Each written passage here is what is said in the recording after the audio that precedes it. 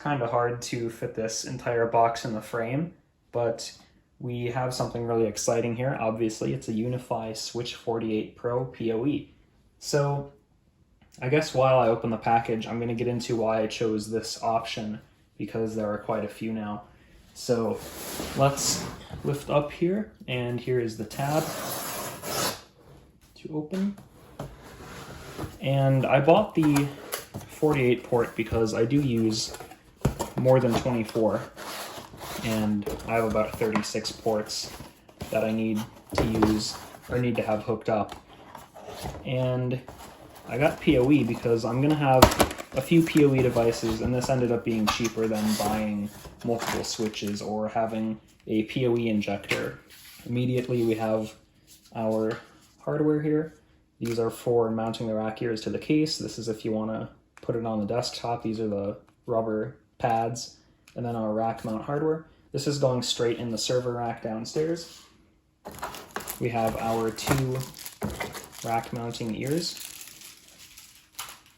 and of course a power cable, and I think that's all that's in this box here.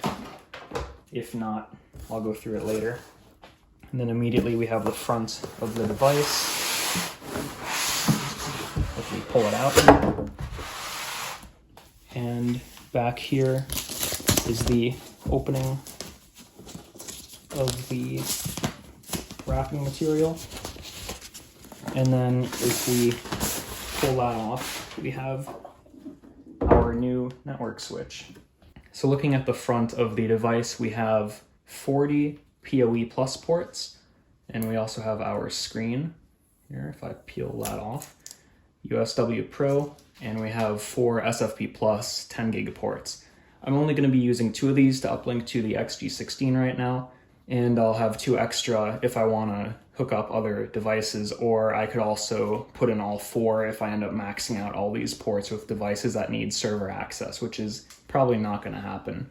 We have our 8 PoE++ ports and our vents at the top. On the back we have our power input, our redundant power supply ports, 2 console ports. One is USB Type-C and one is normal RJ45 console.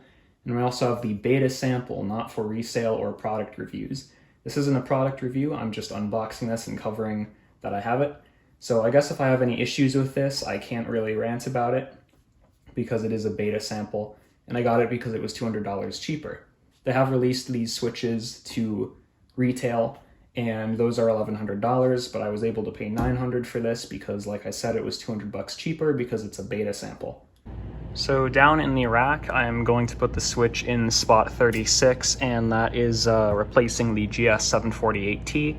I don't think I talked about this in any of my videos yet, but I'm having issues where that switch just drops out and the entire server rack goes offline. And then the UDM Pro is going to go up here. You can see the Arista in the background. I still have that as of recording this video. I might sell that. I think I covered it in a couple videos back or a couple videos forward, whatever. So UDM Pro is going to go in here once I am ready to move the rack into its final spot in the closet across the on the other side of the basement, and I can wire everything up properly.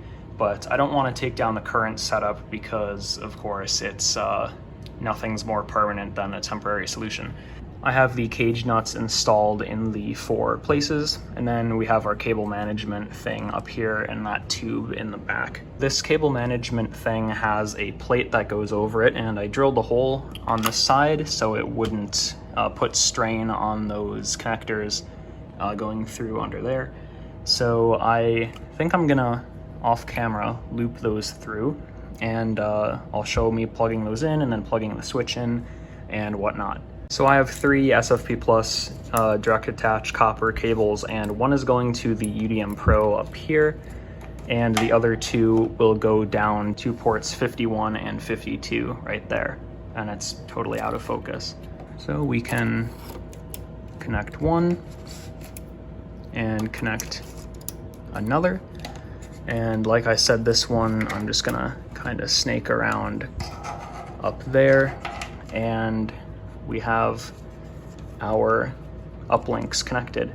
Coming out of that tube, we have our 3 direct attach cables connecting up to here. I removed the connections, the 4 I don't think I ever showed that. I had 4 cables going to the GS748, and then our uplink to right now, it is a power line adapter to connect upstairs.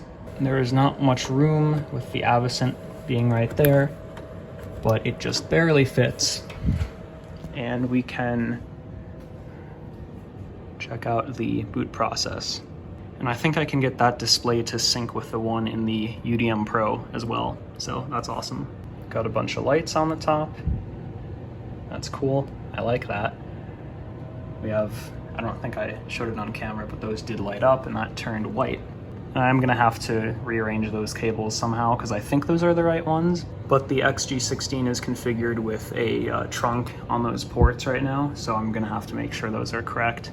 I don't think it's done yet, so I'm gonna let it do its thing, and we will continue with the adoption process. So we have a different UI, and you can kind of see the reflection in the camera, or like lens flare. So you can see we have a bunch of different information here. So there is our information with that. So this might be an older version of that display, might be a newer one. We'll just have to see when it gets the software update. I did reconfigure these cables and those are good. So with that said, let's go upstairs and adopt this thing. So both this switch and this one aren't showing up on the network, but I realized it's because these are configured as a LACP group and doesn't really like that. So I'm gonna plug into that port and our link comes up. And I guess there aren't any PoE indicators on here, but we'll get an orange if it's PoE. Green means gigabit, which that connection is. And this switch and that one should show up, and I can reconfigure that one and set this one up. I accidentally deleted the footage of me adopting it, but the adoption process went just fine. I haven't configured anything on the switch yet. I did fix the aggregation issue with my XG16, but like I said, I deleted that footage. Adoption process went smooth. You can see we have our uplink and our 48 other ports with our 4 SFP+, and I don't have an alias for this yet, but that's coming. You can see we are updating now. Update writing. And once that's done, I'm going to move this uplink to the XG16 and start hooking stuff up. So you can see the racks changed quite a lot since I recorded the last clip. I have a couple new servers and stuff and this monitor panel here. But I'm here to finish up the video on my switch here, and you'll notice it looks kind of bare. But I wanted to point out that I bought this because I plan on expanding into it. Eventually I'm going to have quite a few cameras, quite a few APs, well 2 or 3 APs hooked up to it, and I want to use Raspberry Pis as test platforms, and my plan was to get a PoE hat, put them on the Raspberry Pi so I can just plug them in and SSH into them. I've mentioned a lot in my other UniFi videos that I've had a lot of problems with my setup. My UDM Pro and AP go down a lot. My XG16 was a pain to get adopted. This is a beta device and it's not supposed to work as well as retail devices, but I actually have had no problems with this device. It's been my most stable UniFi piece of equipment. So just kind of funny, I figured I'd point that out. But like I said, it's been nothing but reliable. Overall, I'm quite happy with it. So I think that's all I have to say for this video. I hope you enjoyed. Thanks for watching, and I'll see you in the next one.